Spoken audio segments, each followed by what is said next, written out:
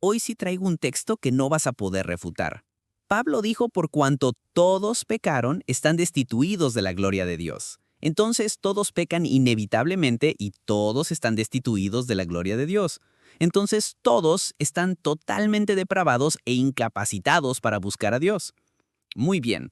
Te voy a explicar que la frase de Pablo, todos pecaron, es una sinécdoque. Primero, toda la carta a los romanos está dirigida a los judíos y grecorromanos de la Iglesia de Roma. Pero la gran mayoría de la carta, o el tenor de la epístola, es un tremendo problema que tenían los grecorromanos con los judíos de esta congregación. Había una crisis, una lucha étnica y racial. Los judíos se creían superiores a los gentiles solo por pertenecer al linaje judío.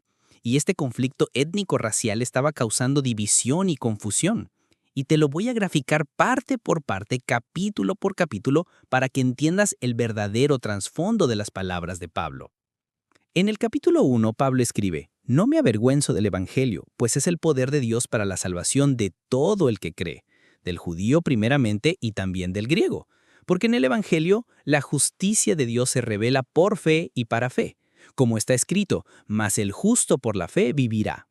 Lo que Pablo está explicando es que la salvación no está garantizada solo para los judíos por su linaje, sino para todos los que creen, no para los escogidos de Israel. En el capítulo 2 les dice a los judíos: «Tú, judío, que juzgas a los gentiles, practicas las mismas cosas». Luego dice: «Tribulación y angustia para toda alma humana que hace lo malo, el judío primeramente y también el griego. Pero gloria y honor y paz para todo el que hace lo bueno, al judío primeramente y también al griego». Aquí Pablo destruyó el calvinismo maniqueo al decir que tanto en el pueblo judío como en los gentiles hay personas que hacen lo bueno. Y continúa: «Porque en Dios no hay acepción de personas». O sea, no hace diferencias entre elegidos y réprobos como la secta calvinista. También dice: «No son los oidores de la ley los justos ante Dios, sino los que cumplen la ley, esos serán justificados». Porque cuando los gentiles que no tienen la ley cumplen por naturaleza los dictados de la ley, ellos, no teniendo la ley, son una ley para sí mismos, ya que muestran la obra de la ley escrita en sus corazones. Aquí Pablo provoca celos a los judíos, diciéndoles que los gentiles, sin conocer la ley, son capaces de cumplirla y eso los hace justos ante Dios. Y ellos no lo son, porque no son los oidores, sino los hacedores los justos. Esta es una provocación y humillación para los que provocaron este conflicto racial, porque los vuelve a acusar diciendo: «Tú, judío, que te jactas de la ley, violando la ley, deshonras a Dios». Ciertamente la circuncisión es de valor si tú practicas la ley, pero si eres transgresor de la ley, tu circuncisión se ha vuelto incircuncisión. Por tanto, si el incircunciso cumple los requisitos de la ley, ¿no se considerará su incircuncisión como circuncisión? Y si el que es físicamente incircunciso guarda la ley, ¿no te juzgará a ti que, aunque tienes la letra de la ley y eres circuncidado, eres transgresor de la ley? Porque no es judío el que lo es exteriormente, ni la circuncisión es la externa en la carne. Aquí les dijo que ser judío no vale de nada si no son hacedores de justicia como los gentiles. Y sigue: «Sino que es judío el que lo es interiormente, y la circuncisión es la del corazón, por el espíritu, no por la letra».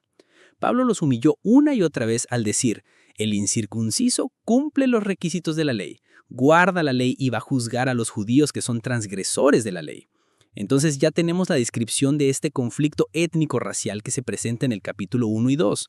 Además, Pablo ya estableció que hay seres humanos que no pecan porque pecado es infracción de la ley. Primera de Juan 3:4. Y según Pablo, existen gentiles que no infraccionan la ley, que guardan la ley y cumplen sus requisitos. En el capítulo 3 dice: «Si algunos fueron infieles, ¿acaso su infidelidad anulará la fidelidad de Dios?». Pablo está diciendo que los infieles fueron algunos y no todos. ¿Somos nosotros mejores que ellos? Vuelve a exponer el conflicto entre judíos y grecorromanos. También dice: «Todo hombre se ha hallado mentiroso», en el lenguaje poético de la sinécdoque del Salmo 115:11. Pero Jesús en Juan 1:47 dijo de forma literal que en Natanael no hay engaño, o sea que en él no hay mentira. Otra sinécdoque de Pablo en el capítulo 3 es esta: no hay quien haga lo bueno, no hay ni siquiera uno, Romanos 3:12. Y luego dice lo contrario: pudiera ser que alguno osara morir por alguien bueno, Romanos 5:7. Entonces sí hay personas buenas. Luego dice: ¿o es Dios el Dios de los judíos solamente? ¿No es también el Dios de los gentiles?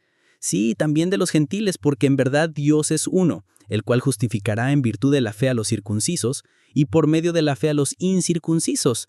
Pablo continúa exponiendo el mismo conflicto racial en el capítulo 3, enseñando que no hay diferencia entre judío y gentil.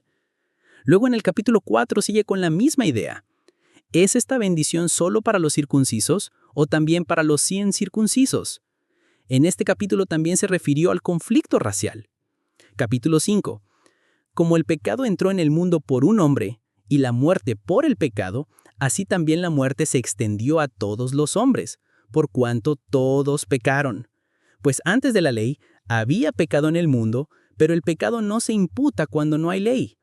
Sin embargo, la muerte reinó desde Adán hasta Moisés, aún sobre los que no habían pecado con una transgresión semejante a la de Adán. En este capítulo, igual que en el tercero, se encuentra la famosa frase, por cuanto todos pecaron. Pero ya vimos que el mismo Pablo dijo que tanto en el pueblo judío como en los gentiles hay personas buenas y que no pecaron. Entonces, la frase es una generalización entre el pueblo judío y el pueblo gentil para avergonzar a los judíos y explicarles que los judíos también pecaron, aunque no todos, como lo dice en el mismo párrafo. La muerte reinó desde Adán hasta Moisés, aún sobre los que no habían pecado con una transgresión semejante a la de Adán. Ya vimos que pecado es infracción de la ley, y Pablo dijo que no todos infraccionaron la ley como Adán. Pablo continúa: por la desobediencia de un hombre, los muchos fueron constituidos pecadores, no todos. Así también por la obediencia de uno, los muchos serán constituidos justos, no todos. En el capítulo 6 dijo: ¿no se dan cuenta que uno se convierte en esclavo de todo lo que decide obedecer?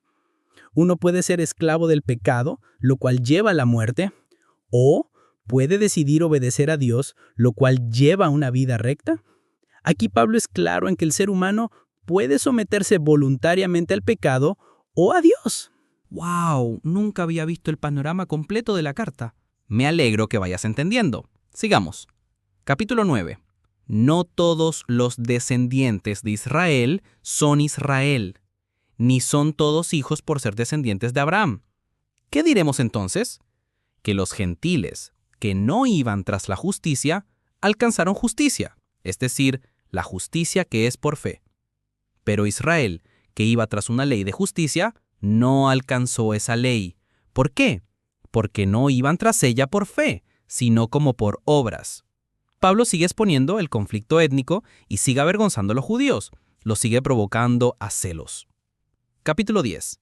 El deseo de mi corazón y mi oración a Dios por ellos, los judíos, es para su salvación, porque Cristo es el fin de la ley para justicia a todo aquel que cree.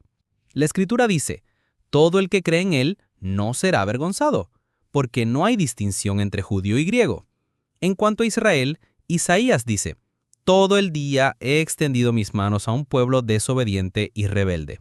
Pablo no ha dejado de lado el conflicto racial desde el capítulo 1 hasta el 10. Pero sigamos. Capítulo 11. Por su transgresión ha venido la salvación a los gentiles, para causarles celos. Si en alguna manera puedo causar celos a mis compatriotas y salvar a algunos de ellos. Si algunas de las ramas, judíos, fueron desgajadas por su incredulidad, a Israel le ha acontecido un endurecimiento parcial hasta que haya entrado la plenitud de los gentiles. Así como vosotros, en otro tiempo, fuisteis desobedientes a Dios, pero ahora se os ha mostrado misericordia por razón de la desobediencia de ellos, de los judíos. Así también ahora estos han sido desobedientes, para que por la misericordia mostrada a vosotros, también a ellos ahora les sea mostrada misericordia.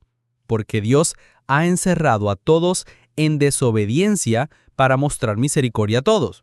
Aquí Pablo muestra que su recurso es la sinécdoque, para provocar a sus hermanos judíos a celos y que se conviertan del conflicto étnico que provocaron.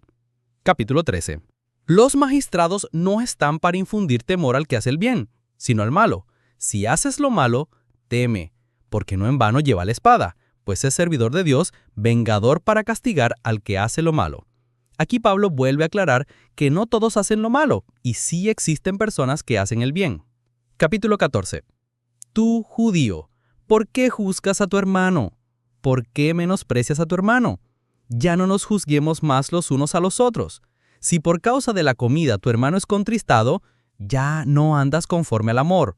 No destruyas la obra de Dios por causa de la comida. Es malo que el hombre haga tropezar a otros con lo que come.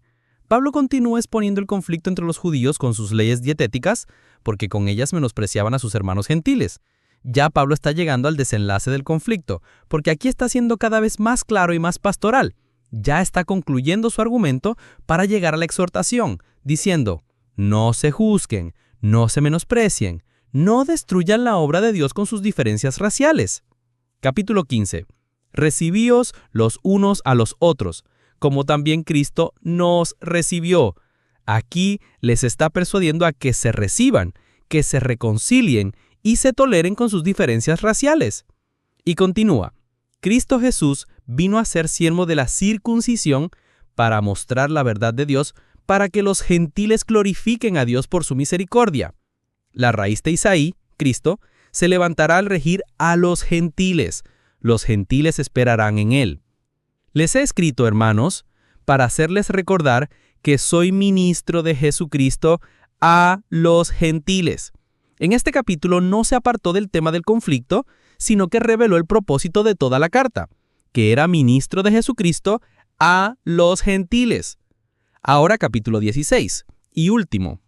Les ruego que se fijen en los que causan divisiones y tropiezos. Vemos que del capítulo 1 al 16, toda la carta a los romanos se trató de lo mismo, el conflicto entre judíos y grecos romanos, y Pablo concluye: fíjense en los que causan divisiones. Ese es el verdadero contexto de Romanos y de la frase todos pecaron, porque los judíos causaron división al creer que no pecaban por ser hijos de Israel, al creerse superiores a los gentiles. Es a este conflicto que Pablo responde con una generalización: todos pecaron. Pero vimos que con esa frase no se refiere a cada ser humano individualmente, sino a los judíos y grecos romanos de la iglesia de Roma que tenían esta disputa, esta rencilla que causaba aflicción en los gentiles. No puedes leer un texto desconectado del contexto de toda la carta, ya que en la mente de Pablo, al escribir toda esta epístola, en su mente solo está este conflicto y no una intención de establecer una doctrina de depravación total individual de cada ser humano. Esas doctrinas de demonios son introducidas por gente diabólica que desconecta los textos de su contexto y del verdadero pensamiento del autor para defender su propio sistema torcido y maligno que nació con el maniqueo Agustín.